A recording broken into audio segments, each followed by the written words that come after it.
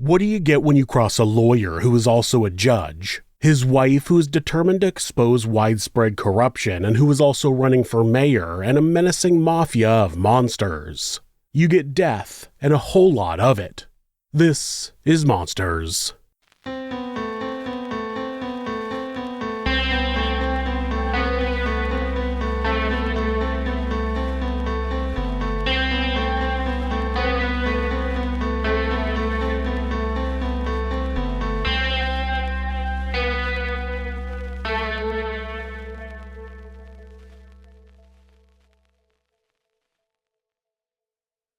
Vincent Sherry Jr. was a man of many titles. A respected lawyer, a dedicated judge, a loving husband, a devoted father, the list goes on.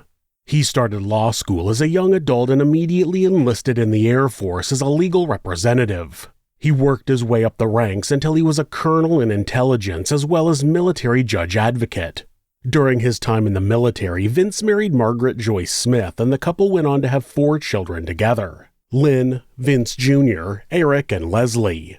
When the children were young, the family moved frequently from bases all across the continental United States to a long stint at a U.S. base in Japan.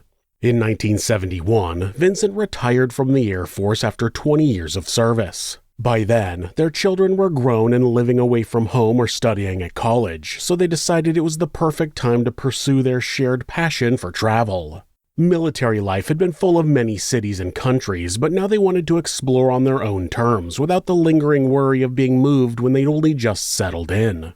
After a year of traveling, Vincent and Margaret decided they were ready for the second chapter of their working lives, and they returned to the United States. They decided to settle in one of the places they had enjoyed living in the most during Vincent's service, the city of Biloxi in Mississippi. Biloxi is a coastal area nestled along the Gulf of Mexico. It's famous for pristine white sandy beaches and a vibrant seafood culture. For Vincent and Margaret, the city offered the perfect balance of relaxation and professional opportunities, and it only took a few short years before they had established themselves as pillars of the community. Vincent immediately started practicing law again as a defense attorney, while Margaret was elected to a position on the city council. 10 years later, Vincent started his own criminal defense practice along with his best friend and local lawyer Pete Halott. In 1986, Vincent was appointed by the Mississippi governor to serve as interim Second Circuit Court judge. Life was good for the couple. Vincent and Margaret were both successful in their own ways, and their 4 children were out making their mark on the world. But all that changed on Monday, September 14, 1987. Each morning for the 11 months since Vincent had been appointed as a circuit court judge, his day had started at the county courthouse. That Monday morning was no different. He followed his normal routine, and during a court break, he changed into his running gear to catch a quick jog. Later on in the day, he spent some time with his new law partner, Pete Halott, got a haircut at the barber, and refueled his station wagon for an upcoming drive to Baton Rouge. The next day, the couple were planning to drive 2 hours to visit their youngest child, Leslie, at her college campus. While Vincent was at work that day, Margaret spent her time preparing for her upcoming mayoral campaign.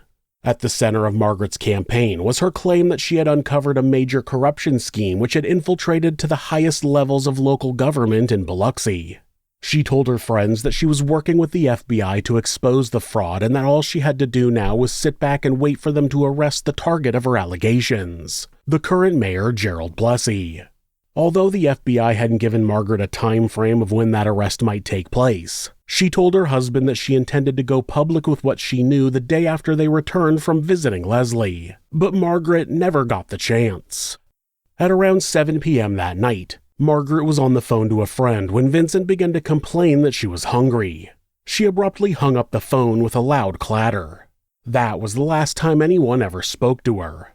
No one knows if it was minutes or hours later that a stolen yellow Ford cruised by the Sherry's home. It stopped at the end of their quiet street, and a few moments later there was a knock on the door. Vincent was still dressed in his court clothes when he welcomed the visitor through their front door, while Margaret was partway through undressing in the bedroom. At some point in the following few minutes, the visitor pulled out a .22 caliber Ruger pistol fitted with a makeshift silencer and shot Vince square in the face. Then they walked into the bedroom and did the same to Margaret, who was sitting at her dresser removing her earrings. 2 days later, Vincent's law partner knocked on the front door looking for him after he failed to turn up for a court hearing. He noticed that both of the couple's cars were parked in the driveway and that their dogs were barking wildly as he approached the front door. When there was no answer, Pete leaned against the window to look inside the house. At the same time, his elbow nudged against the front door and it opened to reveal the inside of the Sherry's home. Pete walked in far enough to see a scene he would never forget. The body of Vincent lying in the middle of the living room with blood splattered across the floor, walls, and ceiling. He immediately retreated out of the house and shouted for a neighbor to call the police. When officers arrived and entered the home, they found Vincent shot to death right where Pete had discovered him. Margaret was found in the couple's bedroom, slumped against the bed with her feet under the dresser as if she'd slid down to sit on the floor. She had also been shot in the head.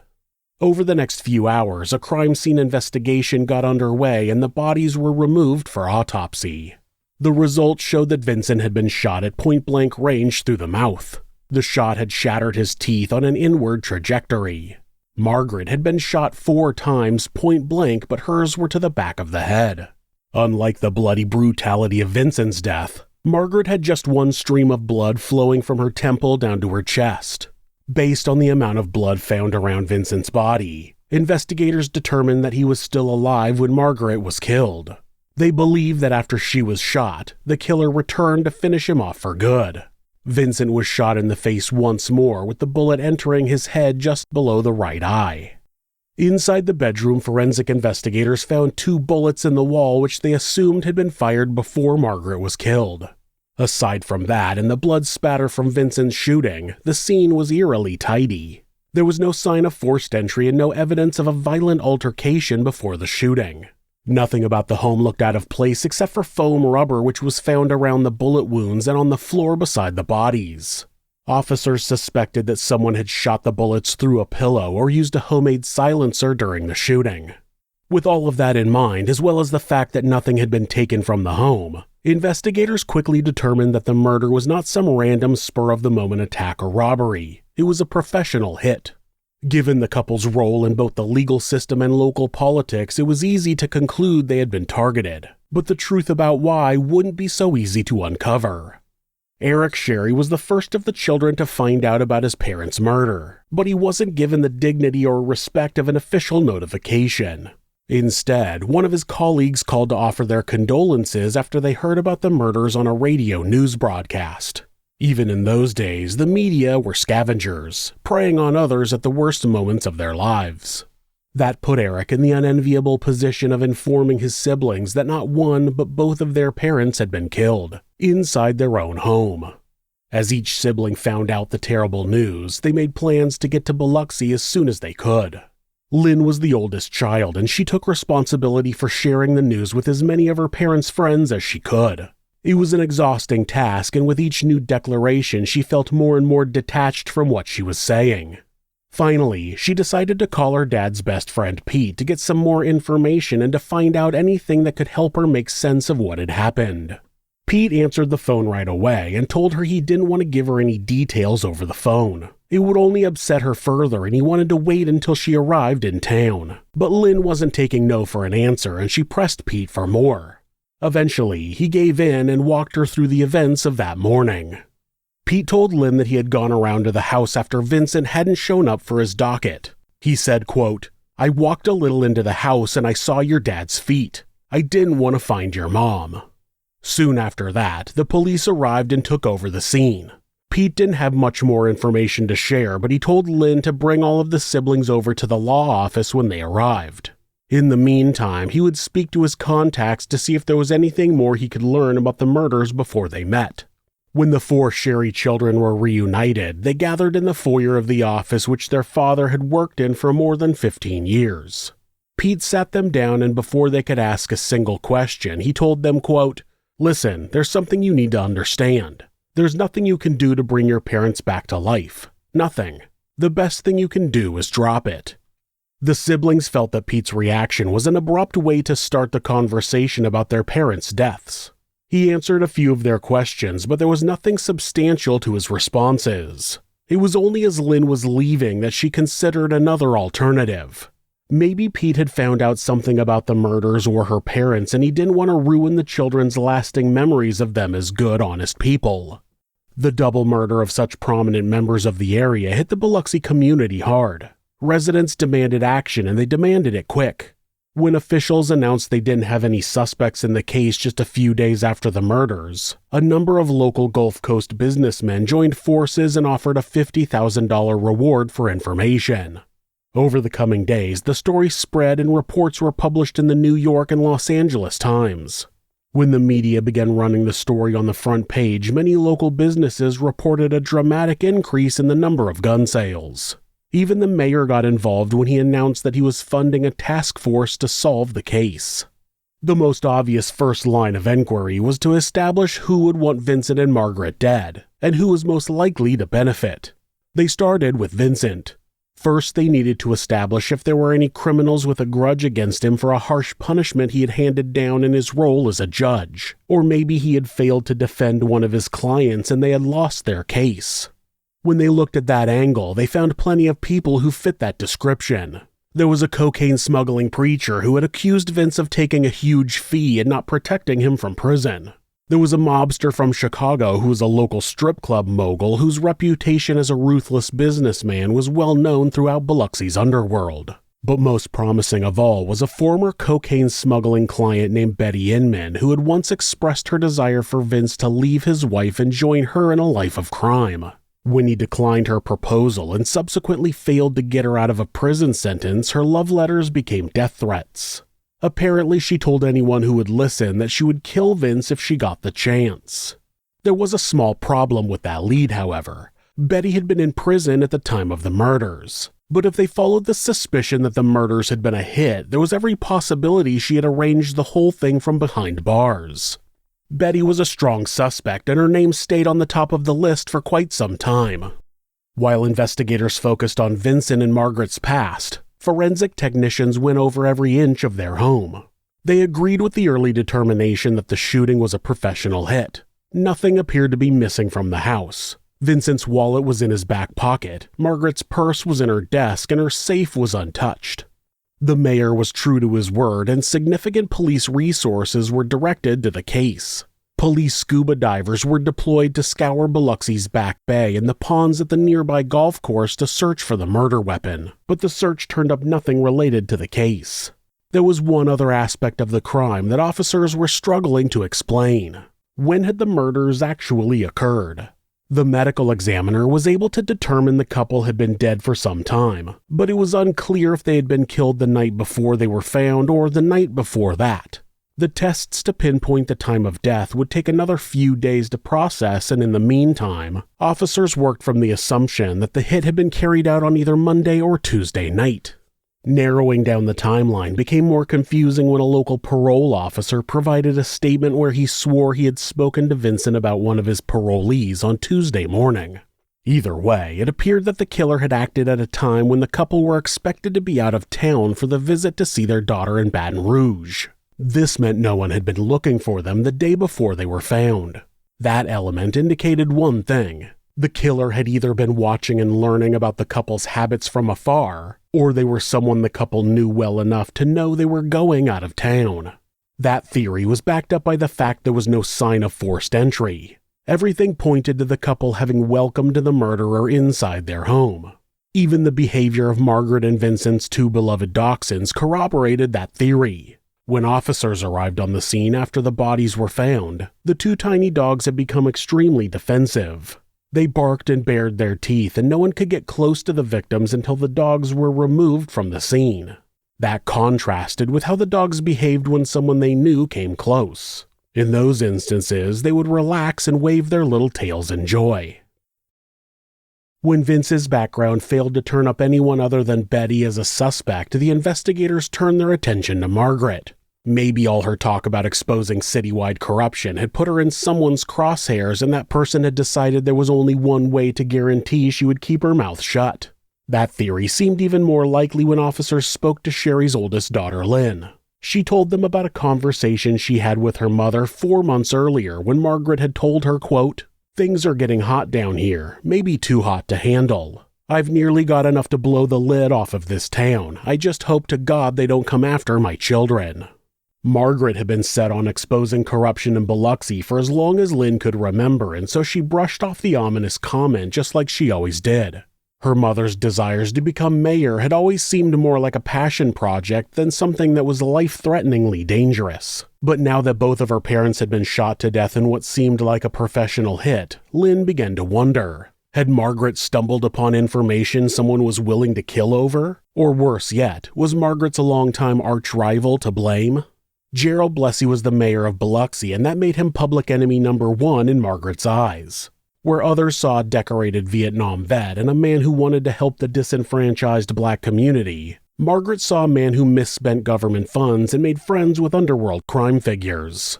There was nothing secretive about their dislike of each other. Many council meetings had descended into chaos off the back of one of their disputes. News reports made out that the hatred was a partisan issue. Margaret was a conservative Republican, while Gerald was a liberal Democrat. But Margaret's feelings ran much deeper than a political disagreement. After all, she was married to a Democrat. She had never been able to prove that Gerald was crooked, but she believed it deeply, and she made sure everyone knew exactly how she felt about the elected mayor. Gerald was only too happy to play the same game and regularly threw out accusations that Margaret was racist, insensitive, and stuck in her old way of doing things. In 1985, Margaret gave up her council seat to launch a campaign to run against Gerald for the seat of mayor. It was a closely contested battle that Gerald ultimately won by a margin of just 500 votes. Despite the loss, Margaret refused to back off. At every opportunity, she showed up to council meetings to voice opposition to Gerald's policies. She used various voter referendum processes to block his proposals and force him to follow through on promises he had made during the election. She made no secret that she was going to run for mayor again in 1989, and many believed that her second shot would result in a win. After all, she had her not-so-secret weapon locked and ready to fire. She told friends and acquaintances that she had uncovered corruption at the highest levels of local government, and she was working with the FBI to expose it. Like every city, Biloxi had its dark side. Beyond the sandy shores lay a hidden world that Margaret was determined to expose. Set behind the main drag was an area known as the Strip, and like every other place with the same name, the Strip was a central hub for everything and everyone that society likes to look down on. Sex workers, gamblers, those experiencing homelessness, down-and-outs, and drug addicts. That's not to mention the abundance of cheap motels and smoky bars. But the Strip was also the central hub of operations for Biloxi's network of criminal enterprises. For decades, Biloxi had been home to a succession of corrupt mayors, police chiefs, and sheriffs who benefited from letting the Strip go unreformed and unchanged. They used their positions to enable criminal organizations to operate in plain sight, and they skimmed a cut off the top in exchange for looking the other way. In the 60s, a few of the syndicates joined forces and came to be known as the Dixie Mafia. They set up their headquarters figuratively and literally on the Strip and set to work taking over the local gambling, sex trade, and drug dealing operations. When that worked out better than they expected, they expanded their operation across the neighboring southern states. They also broadened their repertoire of ways to make money, and before long they were robbing banks, stealing cars, and plotting high-stakes heists. All of that continued through the 70s and 80s, and as the network of Dixie Mafia members continued to grow, so too did the officials who were being paid to turn a blind eye. In more recent times, the city announced that after a series of investigations, it had removed all the dirty cops and politicians, and the mayor announced that he was set to clean up the Strip once and for all. But Margaret believed Gerald was on the take, and she had staked her entire reputation on proving it. Despite Margaret and Gerald despising each other, investigators told Lynn that there was no evidence to indicate he had been involved in the cold-blooded murders of her parents. Certainly there was no physical evidence, but that wasn't unique to him. There wasn't any physical evidence to tie anybody to the scene. But a couple of weeks after the investigation began, Lynn found out that Gerald hadn't even been formally questioned after the deaths. The police chief and the director of public safety for the city reported directly to the mayor, which meant there was certainly a conflict of interest in him directing the investigation but not being questioned. Unfortunately, her concerns fell on deaf ears, and it was about to become clear why. Investigators were more interested in proving Vincent was dirty or the killer was much closer to home. That was the moment Lynn and her siblings realized that the corruption their mother was set on exposing might have a role to play in the investigation. They weren't sure who they could trust, and they decided there was good reason to start an inquiry of their own. Because the house was still cordoned off, they began by speaking to their parents' neighbors instead. That's when Lynn discovered that one of them had seen a yellow Ford Fairmont slowly driving down the street at around 10 p.m. on the night of the murders, and he recognized the driver as a local police officer. When the siblings asked why he hadn't told the police such important information, he gave them a solid and shocking reason. The cop who had come knocking the next morning was the same one he had seen trawling the street the night before. It could have been a coincidence, or the cop could have simply been doing a nightly patrol, but it seemed to confirm their suspicions that they couldn't trust anyone, not even the cops. The day after the siblings learned about the yellow Ford, they attended the wake for both of their parents. More than 1,200 mourners attended, including local politicians, lawyers, and even the mobster Vince had once so proudly defended. When it came time for family and friends to share their eulogies, they chose to focus on the joyful memories and the good times they had spent with the murdered couple. All of them touched on the good that Vince and Margaret had done in the community and the way their loss would be felt, especially for their children and grandchildren. When it was Pete's turn to speak, he spoke about the many years he had worked alongside his best friend and the way he admired Margaret for standing up for open and honest government. But there was something written between the lines of his speech. Something that only came out 2 weeks later when Pete announced that he was going to run for mayor in Margaret's honor. After the emotional service, Lynn decided she needed to tell someone what she had learned about the yellow Ford and the suspicious cop. She spoke to one of the sheriff's investigators who worked completely independent of the mayor's office. He immediately connected the vehicle to a theft from a local car dealer that had been reported on the same night as they suspected the murders had occurred. He also admitted that the description of the driver matched a narcotics detective from the Biloxi Police Department. A few days after the wake, the medical examiner announced that the definitive time of death was Monday night.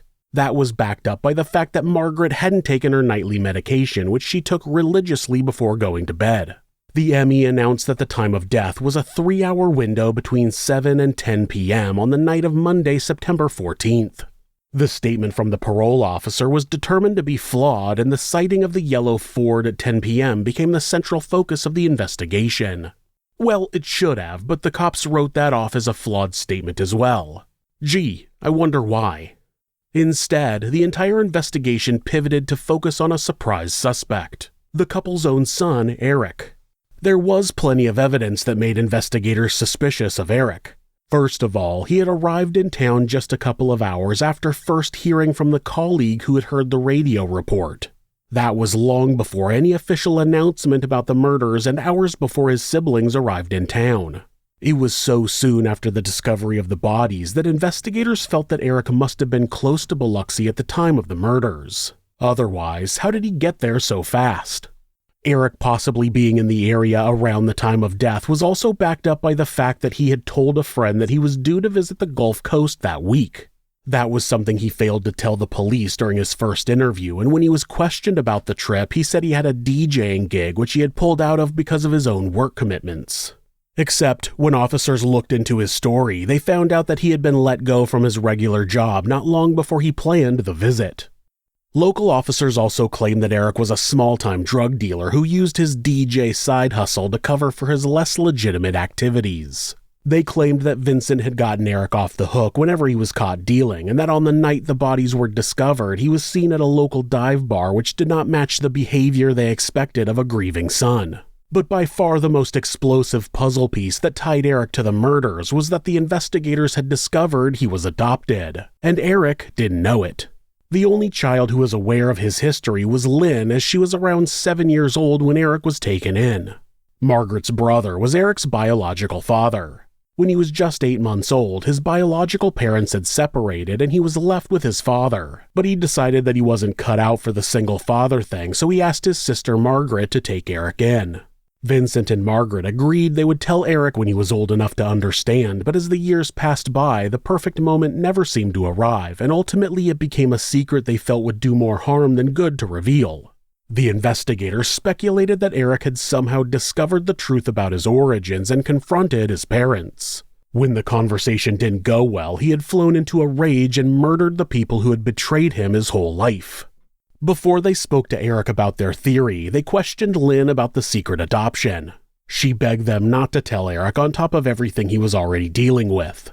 She told them that her brother had nothing to do with the murders and that all of their concerns about his movements had a reasonable explanation if they would just take the time to listen. Investigators questioned Eric for hours and eventually he agreed to take a polygraph test. But right before he was due to take the test, they found out that the info about Eric's job was incorrect and he was actually working at the time he said he was. He wasn't a solid alibi for the time of the murders, but it was enough to call the timeline about his movements into question. After hours of time wasted pursuing Eric, he was finally removed from the list of suspects. By then, Lynn was all in running a private investigation of her own. Months had passed with no solid leads, and the task force that the mayor had announced right after the murders had been wound back to just a handful of officers. One of them was the sheriff's investigator she had trusted with the information about the yellow Ford seen by her parents' neighbor. They would occasionally exchange information with Lynn about the case, and in return she shared anything she learned during her own investigation.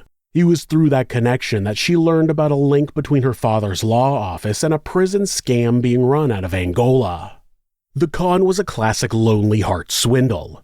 In the pre-internet age, these scams operated through newspaper personal ads. The perpetrator would create fake ads and pretend to seek genuine relationships and initiate contact with those who responded. They'd build trust through correspondence, like writing letters or long telephone calls, and then they would fabricate emergencies and ask their victims for money. This type of scam preys on people seeking love and companionship and ultimately cons them out of significant sums of money, usually over a long period of time. The relevance to Vincent's murder was that one of the phone numbers being used to contact the targets was none other than the offices of Vincent and Pete's law firm in Biloxi. Phone records which were pulled as a part of the investigation showed hundreds of calls between the office and the prison in Angola between December of 1986 and September of 1987. When Pete was questioned about the calls, all he had to say was that they were privileged conversations between him and one of his clients who was incarcerated there, a man by the name of Kirksey Nix. Kirksey was serving a life sentence for murdering a grocery store executive in New Orleans. He also just happened to be one of the leaders of the Dixie Mafia. Kirksey's twist on the Lonely Heart scam was that he targeted homosexual men through gay magazines. When they responded to his ads, he would arrange for them to be sent letters containing sexually explicit photos which he had cut out of magazines. Kirksey's girlfriend, Lorraine Sharp, worked for Pete and Vince, and when they weren't watching, she facilitated the phone calls and letters which were sent to the victims. Investigators weren't convinced by Pete's claims that the calls were innocent. After all, why would a lawyer need to talk to his client twice a day over such a long period of time? On top of that, Kirksey Nix had exhausted all avenues of appeal against his sentence, so there would be no need for him to have such frequent communications with his lawyer. Investigators traveled to Angola in an effort to find out if the scam and the Sherry's murder were connected, but the head of the Dixie Mafia was no fool and he refused to admit any involvement in either crime. However, he did seem to take great pleasure in being implicated in the murders, especially because he knew the detectives didn't have anything definitive to connect him to them. That line of inquiry seemed to be the last solid lead on the case. Within 6 months of the murders, the investigation had changed hands dozens of times. Lead detectives had been moved and replaced. The trustworthy sheriff's investigator had been demoted and then pushed out, and it seemed like there was little interest in solving the case at all. By then, Lynn had interviewed dozens of friends of her parents and anyone else with even a loose connection to the murders. But the one thing she did achieve was to piss a few people off. It wasn't long before she was receiving regular death threats to her home telephone warning her to back off. It was clear that the threats were designed to get her to back down, but they had the opposite effect. Lynn believed they were a sign that she was on the right track and that it wouldn't be long before she uncovered exactly who was responsible for her parents' murders. While the case was cooling off for officials, it was heating up for Lynn, and she decided to hire a private investigator to accelerate her progress. Rex Armistead was an ex-detective with a solid reputation for getting results. Almost as soon as she brought him in, her investment began to pay off. What he discovered brought the shadow of suspicion much closer to home: Vincent's closest friend, Pete Halott. In the months after the murders, Pete had been seen driving a flashy Mercedes. Not too unusual for a lawyer, except when Rex got one of his cop friends to run the plates, he discovered that the registered owner of the vehicle was Mike Gillick. Mike Gillick was often referred to as the godfather of Biloxi. Not in a good way, in a Dawn kind of way. He owned a number of motels and strip clubs across the city, and he had been prosecuted multiple times for running brothels out of the back of his venues. Mike was also closely connected to the Dixie Mafia via his best friend, Kirksey Nix, the same guy who was running the Lonely Heart scam out of the Louisiana State Penitentiary in Angola. And just like Kirksey, Mike's personal attorney since as far back as 1979 had been Pete. So now we have a lawyer who represents a guy running a scam from prison and who is driving a vehicle owned by another local crime boss. Not illegal, but highly suspicious. Rex helped Lynn connect the dots between those facts and the murders of her parents by showing her how Margaret's death benefited Kirksey, Mike, and Pete. Margaret was set to run for mayor based on promises of ridding the city of corruption and cracking down on criminal enterprises operating from the city. With her out of the picture, Pete was free to run for mayor, which would put him in a position to help his two friends run those exact same schemes. The new information was concerning and suspicious, but it didn't trigger the breakthrough Lynn had hoped for. When she took what Rex had discovered to investigators, they brushed her off once again. There was nothing solid to implicate Pete directly in the Lonely Heart scam and no evidence he was involved in the illegal activities of his clients. Once again, the investigation stalled, this time for 2 years. In 1989, Pete was elected as the new mayor of Biloxi, beating out Margaret's longtime opponent, Gerald Blessey. The Sherry children had all attempted to get on with their lives, but the absence of any arrests or convictions in their parents' brutal murders hung like a dark cloud over their existence. He was beginning to feel like justice would be eternally out of reach. And then, Rex spoke to Bobby Joe Fabian. Bobby Joe Fabian was serving a life sentence for aggravated assault at Louisiana State Penitentiary alongside his Dixie Mafia colleague Kirksey Nix. He was also well known to Rex as the pair had crossed paths years earlier when the investigator was still on the force. The story goes that Bobby Joe had been cornered in a ditch off a highway by Rex after a car chase. Bobby Joe knew he was caught, so he threw his gun down and thrust his hands in the air and offered to surrender peacefully. But instead of simply slapping the cuffs on Bobby Joe right away, Rex pointed his gun at him and ordered him to pick his gun up off the ground. The implication was that if Bobby Joe went for his gun, Rex could shoot him and claim self-defense. That incident was one of the reasons Rex had left the force in the first place. Rex and Bobby Joe didn't trust each other by any stretch, but the prisoner knew that Rex meant business and he agreed to tell him what he knew. Bobby Joe told Rex that he was involved in the Lonely Heart scam being run out of the prison by Kirksey. He indicated that the scams were netting his boss more than $100,000 a year, all from the safety of his prison cell. He was also able to clear up what Kirksey planned to use the money for. He had been promised if he got enough cash together that he'd be able to bribe the state governor for a pardon, which was the only way he was ever going to be set free. Then Bobby Joe got to Vincent and Margaret's murders. He told Rex that he hadn't been involved in the killings, but he was in the room when the plans were made, and he also knew why. Kirksey had been planning to buy his pardon for years, but first he needed a way to store the money until he had enough to convince the governor to approve his request. That's where his lawyer Pete Halott came in. It turns out that Pete was laundering Kirksey's earnings through a trust account controlled by the law firm. Pete was well aware of the Lonely Heart scam, and he made sure Kirksey's girlfriend had plenty of time to make calls and manage the incoming funds. But in December of 1986, Kirksey discovered that more than $500,000 had gone missing from the trust account. When Kirksey questioned Pete about the missing money, he said he had nothing to do with it, but he knew who did: his law partner, Vincent. Naturally, Kirksey was infuriated and he called a meeting between Pete, Mike Gillick, and several other inmates, including Bobby Joe. During the meeting, Kirksey ordered a hit on Vincent and he contracted a career killer named John Ransom to carry out his plans. Bobby Joe told Rex that he didn't believe Vincent had stolen the money. In fact, he was sure the judge didn't even know about the account in the first place. Nonetheless, the hit was ordered, and on September 14, 1987, the contract was complete. It was a terrible breakthrough, but a breakthrough nonetheless, and Lynn finally had some answers as to why her parents had been murdered. But when Rex and Lynn took this new information to the Biloxi Police Department and then to the DA, they didn't get the response they hoped for. Pete had only just been announced as mayor, and the department were cautious about making any moves without solid proof that Pete was involved. And let's not forget the police department are technically employees of the mayor, so they weren't about to go after their boss without irrefutable evidence. But the sheriff's office had no such qualms. They sent 2 investigators to Angola to find out if Bobby Joe's statement stood up to scrutiny. He gave them much of the same statement he had provided to Rex, except this time he added that not only had Pete gone along with the plan to murder Vince, he had pushed for it, and he requested that Margaret be added as a kind of package deal. Finally, investigators had a solid motive. Pete wanted Vincent dead so he could continue to profit from his involvement in Kirksey's scam, and he needed Margaret out of the picture so he could run for mayor and help out his mafia mates. The sheriff's department decided to keep all this information to themselves until they had all the pieces of the puzzle put together. The last thing they needed was for somebody at the police department to tip off Pete that he was about to be implicated in the high-profile murders of the Sherrys. They redirected all of their resources to finding the hired gun. That turned out to be the easiest aspect of the investigation so far.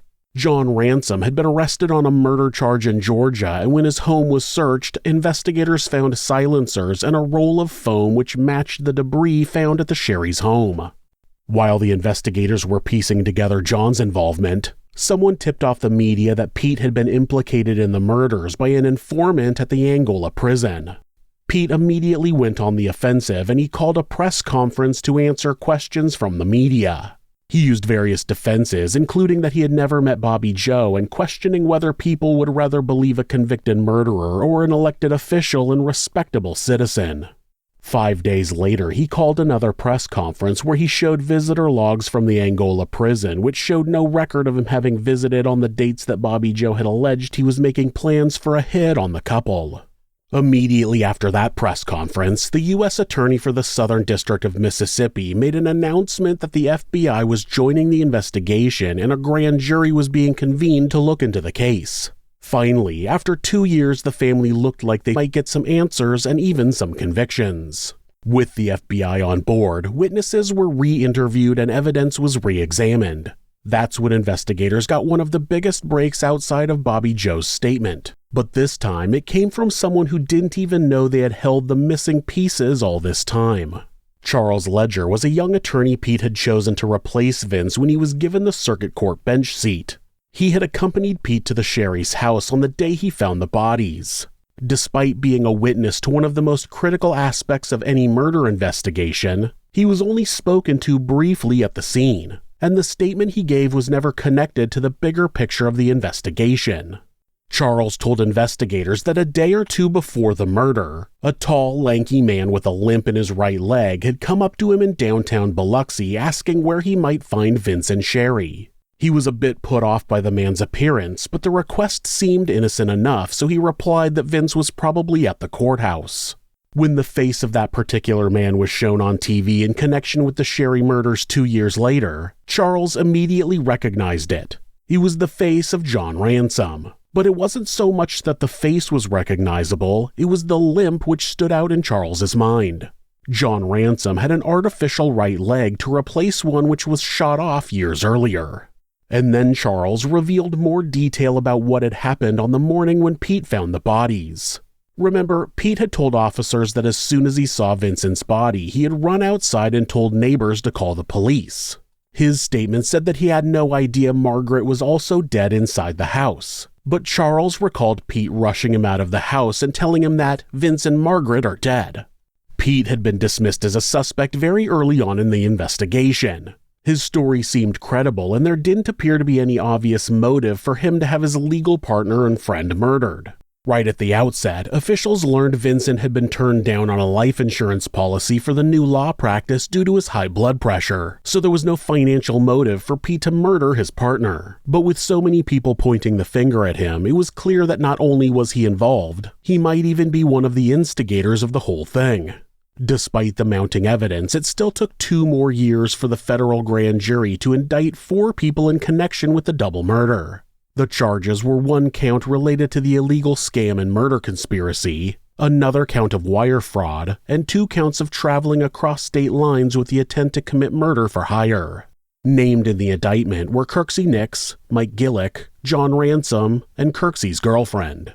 There was just 1 name missing from the docket: Pete Halott. Kirksey, Mike, John, and Lorraine were all convicted of various offenses for their roles in the murders or the prison scam. However, all 3 men were acquitted of traveling across state lines with the intent of committing murder for hire on August 8th and 9th, 1987, because the prosecution got the dates wrong on the charges. The Sherry's murders took place more than a month after those August dates. In 1992, Lorraine Sharp was sentenced to 1 year in prison. Both Mike Gillick and Kirksey Nix were sentenced to 3 consecutive 5-year terms for the 3 counts on which they had been found guilty, plus a $100,000 fine. John Ransom was handed a 10-year sentence on top of the 12 years he was already serving for murder.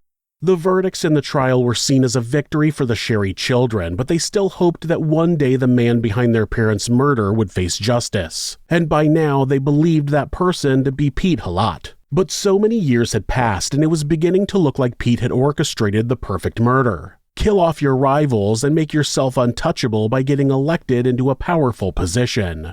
What he didn't count on was that age-old proverb, "There's no honor among thieves," and his so-called Mafia mates weren't about to go down without him. In the end, it was Mike Gillick who played the snitch, in exchange for clemency, of course. He revealed that it wasn't John Ransom who had pulled the trigger. The actual killer was a shadowy Dixie Mafia hitman and ex-con Thomas Leslie Holcomb. The driver of the getaway car was an ex-cop named Glenn Cook, and the man behind the whole thing was, of course, none other than Pete Halott. He confirmed what Bobby Joe had told officers about the meeting to plan the hit in Angola. Critically, he was also able to prove that Pete had opened a safe deposit box in Biloxi, which he used to convince Kirksey that Vincent had stolen his money. Finally, investigators had enough to go after the person responsible for Vincent and Margaret's deaths. On October 23, 1996, Pete Halott was indicted for conspiracy to commit murder. It took the jury a week to deliberate before they found him guilty on all charges, and he was sentenced to 18 years in prison. Mike Gillick was released after serving 9 years of his 20-year sentence. He died of cancer in 2012. The trigger man Thomas Holcomb died in prison in 2005, and Bobby Joe Fabian died in prison in 2012. In a final twist, the target of Margaret's corruption allegations, Gerald Blessey, was indicted on a number of charges involving corruption and misappropriation of government funds. He was ultimately acquitted of the charges. Pete Halott was released from prison in 2013. He maintains his innocence in the murders, which is common for narcissistic monsters.